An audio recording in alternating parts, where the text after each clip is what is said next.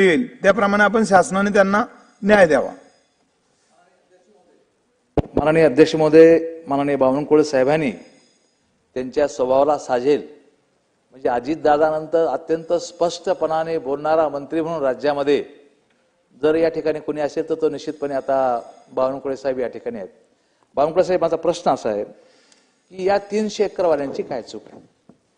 तुम्ही त्यांच्याबद्दलही अत्यंत सहानुभूतीची भूमिका घेतली, पण ज्या लोकांनी जमीन विकली, पैसे घेतले, त्यांच्या प्रॉपर्टीवरती एक तर पहिला बोजा टाकावा लागणार आहे।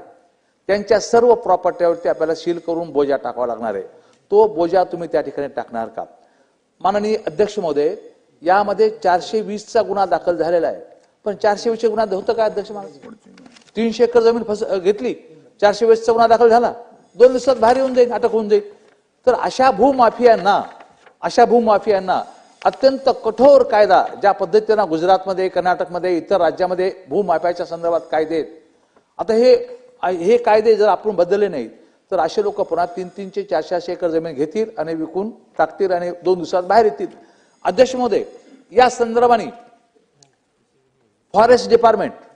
फॉरेस्ट डिपार्टमेंटनी माननीय उच्च न्यायालयामध्ये त्या ठिकाणी ॲफिडेव्हिट करून दिलेलं आहे, GR सह ही जमीन त्यांची जमीन आहे म्हणून, आणि ही जमीन त्यांनी महसूलला दिली। अध्यक्ष महाराज, जमीन करण्यासाठी 1 वर्षासाठी 1980ला SDMने ती जमीन यांना नावावर करून टाकली आणि 81ला विकायला सुद्धा परवानगी देऊन टाकली। अध्यक्ष महाराज, याच्यामध्ये खूप मोठी साखळी। अध्यक्ष महाराज, जे लोक अधिकारी यात गुंतलेले आहेत त्या सर्व अधिकाऱ्यांची चौकशी करणार का?